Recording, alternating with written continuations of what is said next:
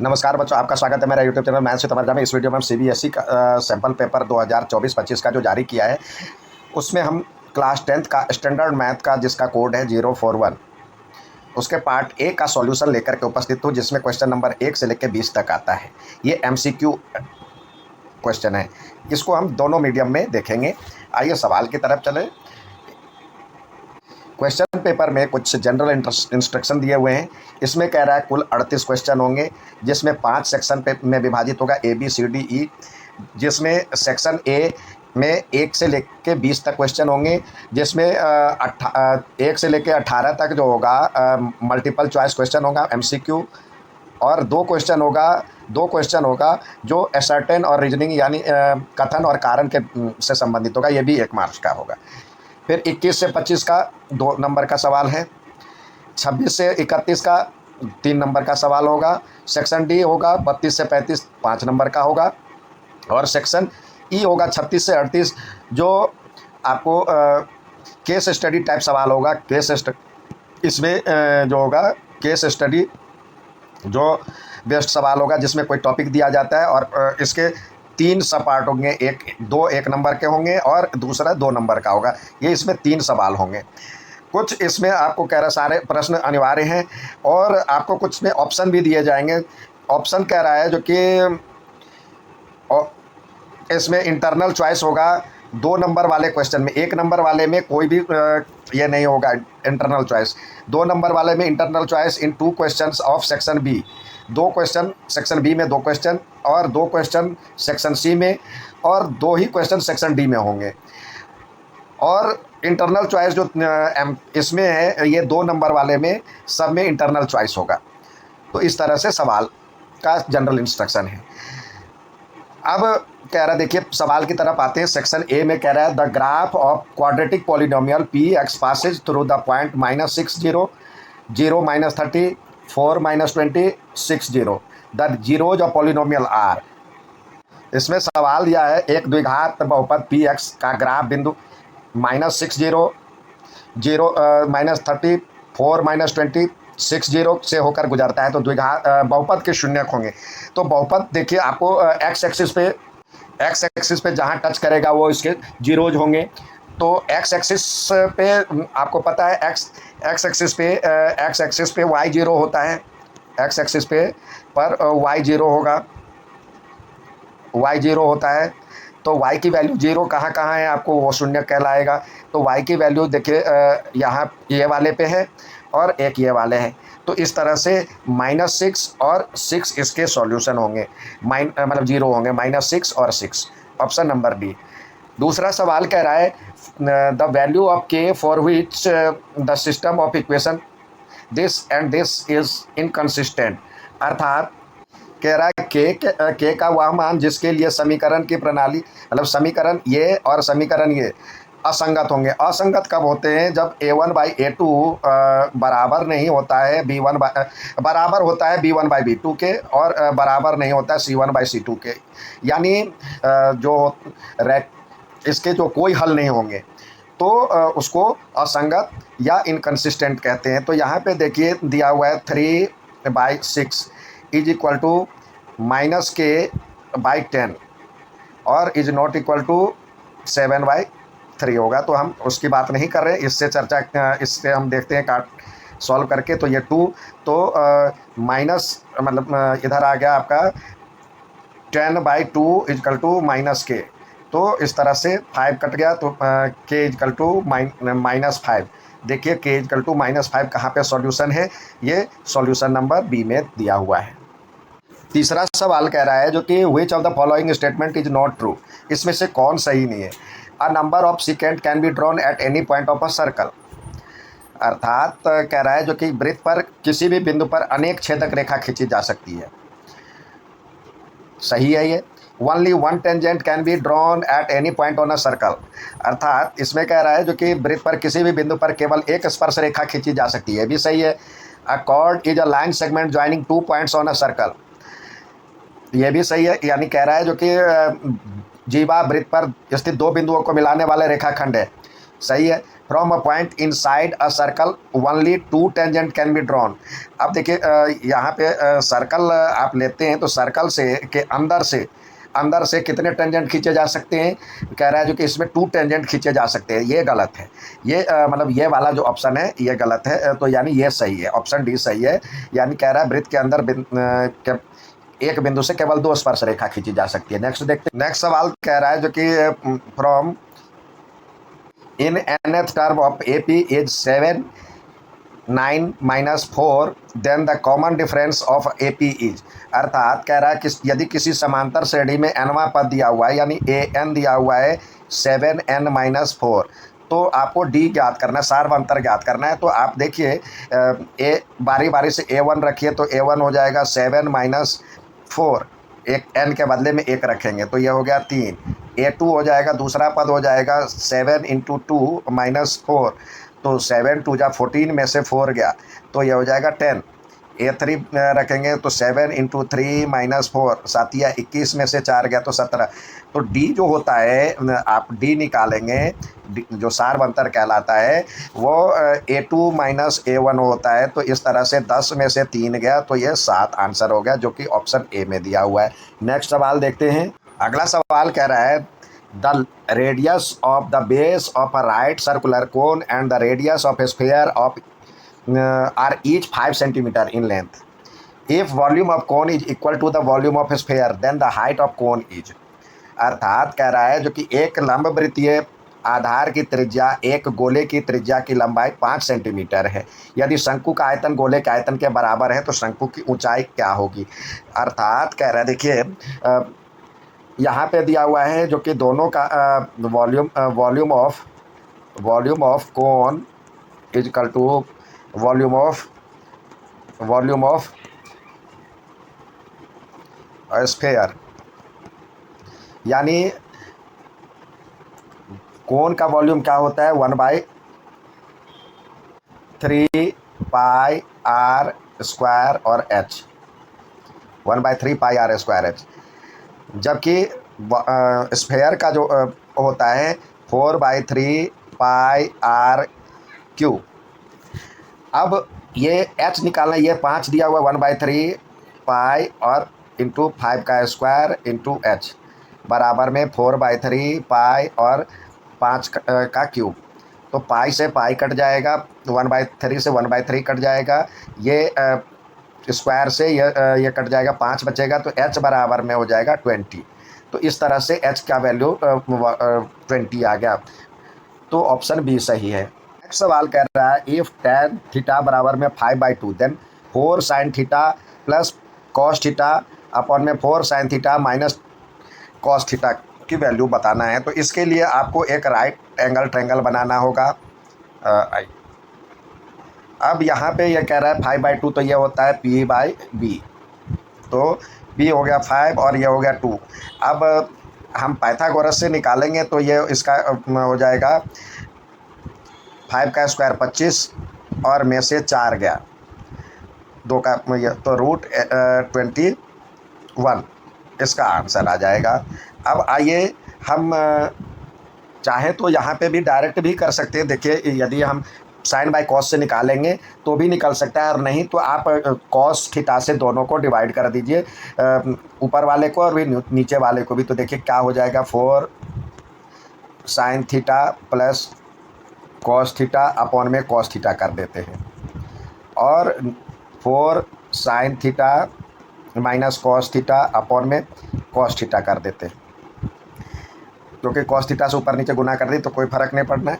तो इस तरह से हो जाएगा 4 और sine theta by cos theta हो जाएगा, तो यानी tan थीटा और प्लस 1, और यहाँ पे 4 tan थीटा और माइनस 1। अब जब इसको सॉल्व करेंगे तो 4 इंटू tan थीटा की वैल्यू आपको दिया हुआ है 5/2, तो ये हो जाएगा 5/2 और प्लस 1, और 4 इंटू 5/2 और माइनस 1, तो 2 से ये 2 हो जाएगा, ये भी 2 हो जाएगा। तो इस तरह से 10 में से 1 गया 11 और ये 10 में से 1 गया 9।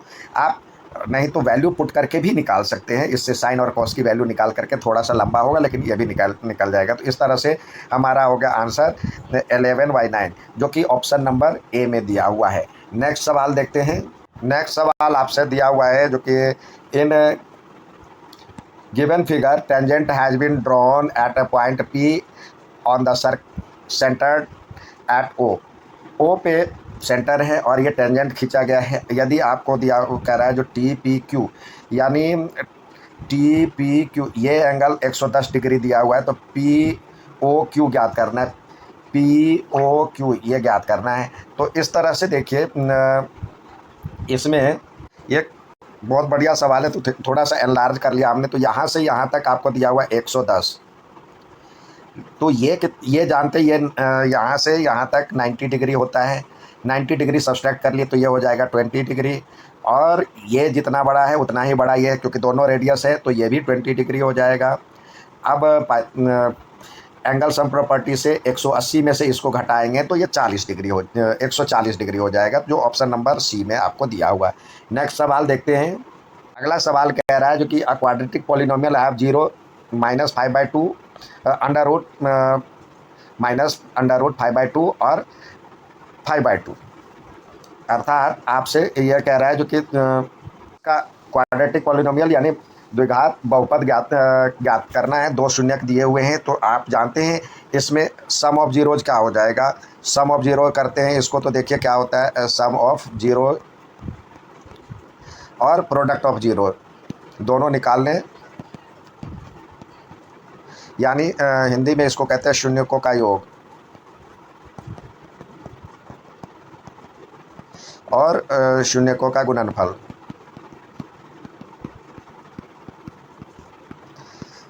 ये हम निकाल लेंगे। तो एक दिया हुआ आपको जीरोज निकालेंगे तो -5/2 अंडर रूट माइनस में दिया हुआ और दूसरा दिया हुआ है प्लस में। तो ये जो हम इसको प्लस करेंगे तो ये क्या हो जाएगा, 0 हो जाएगा, क्योंकि एक माइनस का और एक प्लस का है। प्रोडक्ट ऑफ जीरोज -5/2 का रूट और इंटू 5/2 का रूट, तो ये 5 का 5 आंसर में तो माइनस होगा, ये एक माइनस है, और √5 को √5 से करेंगे तो 5 और √2 को √2 से करेंगे तो 2। तो इस तरह से आ गया शून्यकों का गुणनफल। तो बहुपद जो हो जाएगा x² माइनस शून्यकों का योग इंटू x प्लस शून्यकों का गुणनफल।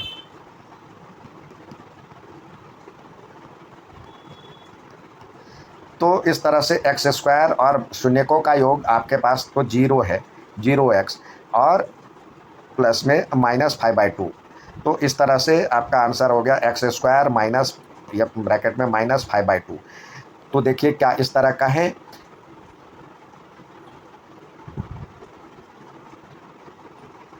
इस तरह का नहीं है तो हम एलसीएम लेकर के करेंगे, तो ये हो जाएगा 2x² माइनस 5। तो इसका क्या ये जो होता है इसका nth टर्म होता है, यानी n से मल्टीप्लाई कर। तो क्या इसमें से कोई इसका मल्टीपल आपको दिख रहा है? इसमें 4 से यदि गुना करते हैं तो ये हो जाएगा 8x² माइनस 20, मतलब n के बदले 4 रखते हैं तो ये ऑप्शन में है, ये ऑप्शन में आपको बी में दिया हुआ है। नेक्स्ट सवाल देखते हैं। नेक्स्ट सवाल आपसे पूछ रहा है जो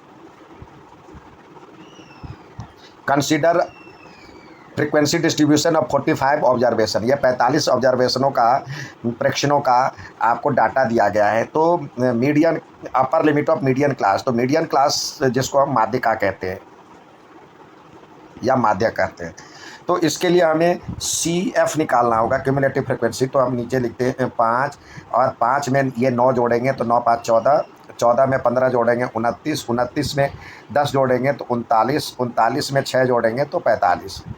अब हम n/2 देखते हैं, n/2 क्या होता है। तो ये होता है 45/2, जिसका वैल्यू 22.5 आता है। तो 22.5 किस में आएगा, किस फ्रैक्शन में, किस फ्रिक्वेंसी, ये जो 22.5 जो फ्रिक्वेंसी होगा वो कहाँ पे होगा, किस क्लास इंटरवल में होगा। तो यहाँ पे 29 तक है, तो ये क्लास इंटरवल में आएगा। अब इसमें देखिए, इसमें ये देखेंगे, ये सी एफ देख करके हम पता लगाते हैं। तो ये हो गया इसका माध्यक वर्ग, यानी मीडियन क्लास, मीडियन क्लास। तो इसका अपर लिमिट कह रहा है, तो अपर लिमिट इसका क्या है, 30 है। तो ऑप्शन नंबर आपका सी सही होगा। नेक्स्ट सवाल देखते हैं।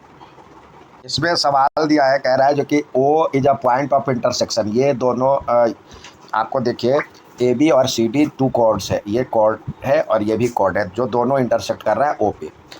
अब ये एंगल दिया हुआ है आपको 80 डिग्री, तो ये भी एंगल हो जाएगा 80 डिग्री, ये भी बराबर हो जाएगा, जो कि वर्टिकली अपोजिट एंगल है। अब देखिए दूसरा हमें ये दिया हुआ, ये बराबर है इसके।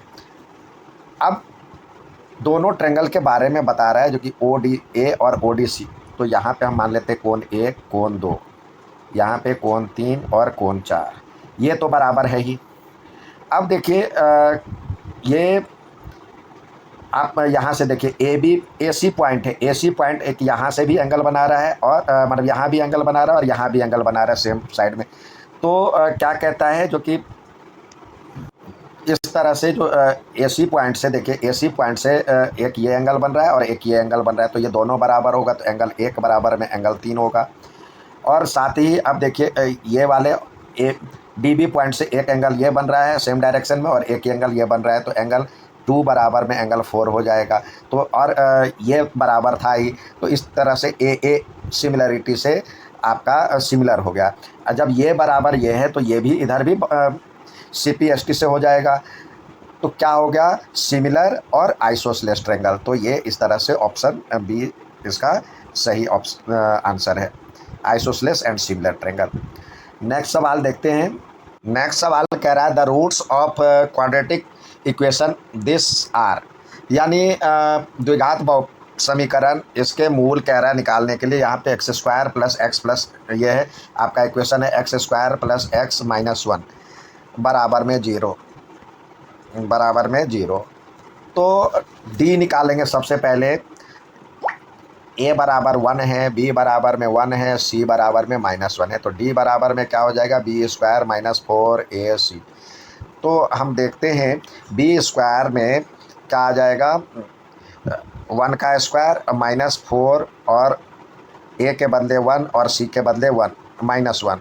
तो इस तरह से क्या हो जाएगा, 1 और प्लस में 4, तो 5 हो जाएगा।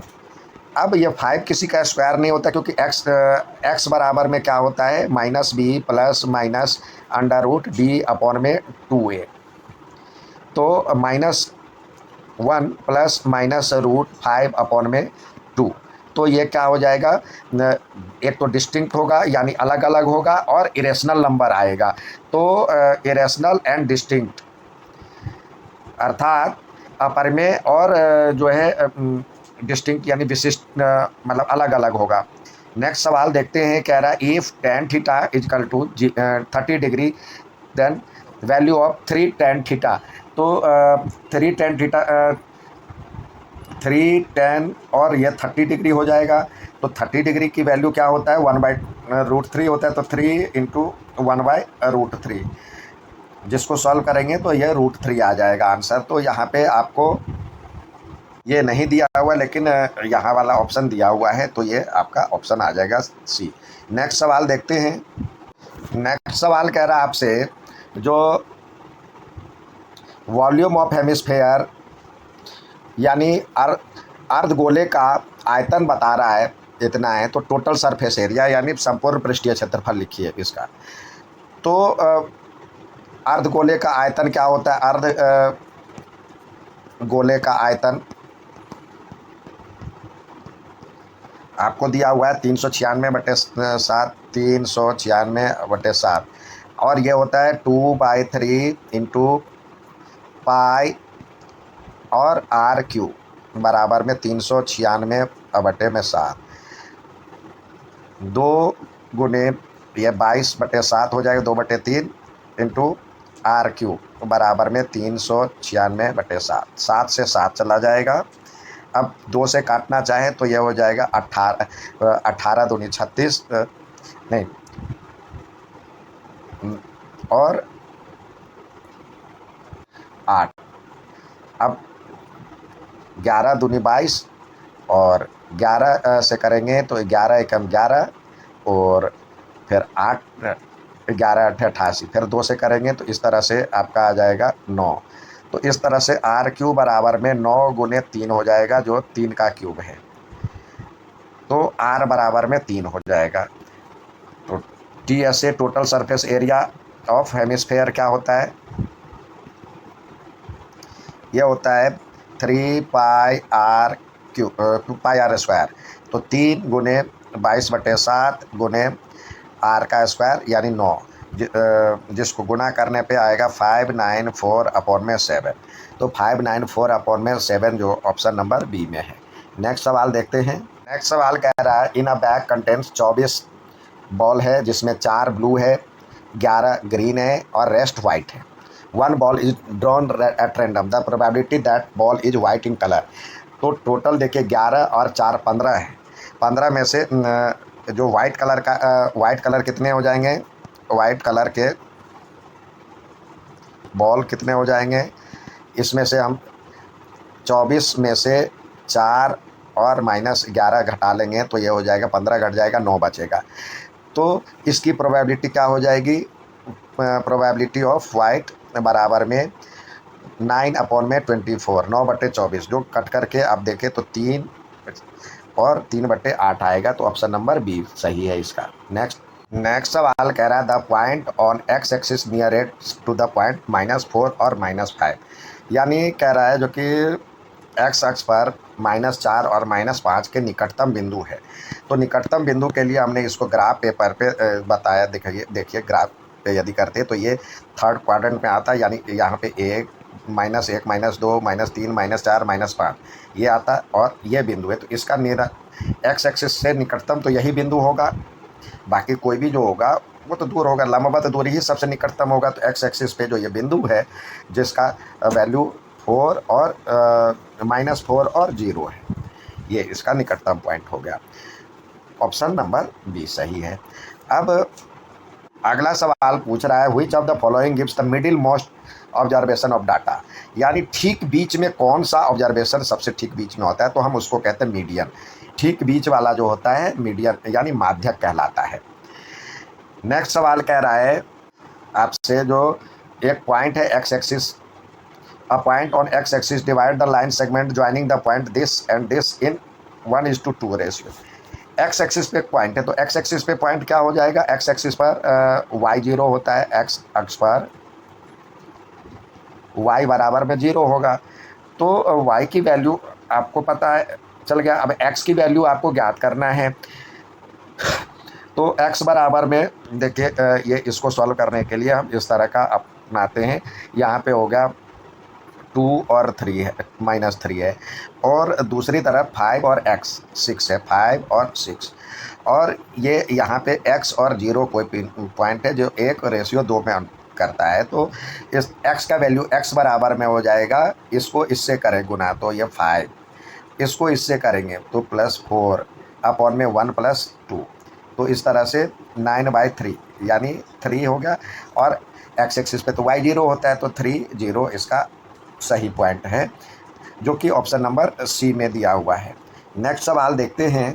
इसमें कह रहा है अ card is drawn from a well सफल डेक ऑफ प्लेइंग कार्ड, यानी एक वेल सफल प्लेइंग कार्ड है जिसमें आपसे कह रहा है जो कि रेड फेस कार्ड लाल रंग के चित्र पत्ता ज्ञात करने के लिए। तो लाल रंग का चित्र पत्ता तो सब मतलब एक तो के होता है, क्यू होता है और जे होता है। लाल रंग में जो डायमंड होता है और हार्ट होता है, ये वाला होता है लाल रंग का।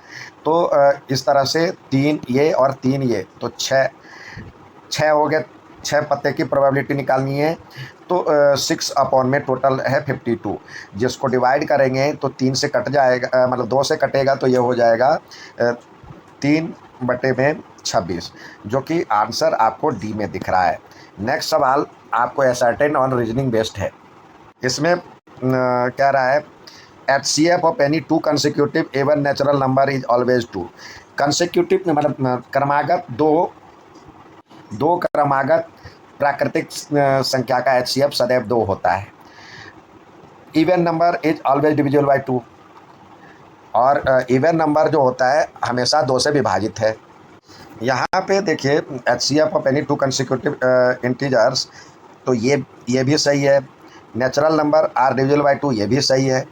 लेकिन इसको एक्सप्लेन एचसीएफ से संबंधित एक्सप्लेनेशन तो ये नहीं है। Even natural number is always divisible by 2, यहाँ कंसेक्यूटिव की बात कर रहा है। तो वैसे ए भी सही हो सकता है, और ऑप्शन में आपको बी दिया हुआ है सही, तो ये इसको ज़्यादा निकटतम मानेंगे, क्योंकि यहाँ पे ये एचसीएफ की बात ये नहीं कह रहा, लेकिन कॉमन मल्टीपल तो है, टू से डिवाइड है, तो मेरे हिसाब से ये सही होना चाहिए। लेकिन सीबीएसई ने इसको बी माना है। नेक्स्ट देखते हैं, यहाँ पे सवाल दिया हुआ है, if a radius of a sector of a circle is reduce, circle का रेडियस कम कर दिया जाए, यानी रेडियस कम कर दिया जाए, मतलब हाफ कर दिया जाए, और एंगल को डबल कर दिया जाए, तो ये सेम होगा। तो देखते हैं हम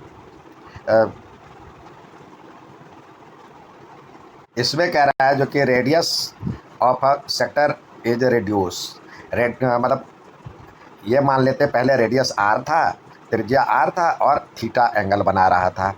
अब दूसरे सिचुएशन में कह रहा है, जो कि सिचुएशन 2 में यदि थीटा को half reduce to half and angle is double, मतलब रेडियस को आर बाई 2 कर दिया जाए, और थीटा को हमें थीटा को 2 थीटा कर दिया जाए, तो सेक्टर रिमेन सेम। सेक्टर का जो पेरीमीटर है, पेरीमीटर क्या होगा, इसका जो सेक्टर होता है, तो देखिए ये इसमें ये भी जुड़ेगा, ये भी जुड़ेगा, और लेंथ ऑफ आर्क जुड़ेगा। तो लेंथ ऑफ आर्क के लिए थीटा बटे 360 और 2 पाई आर होता है, और प्लस आर ये होता है।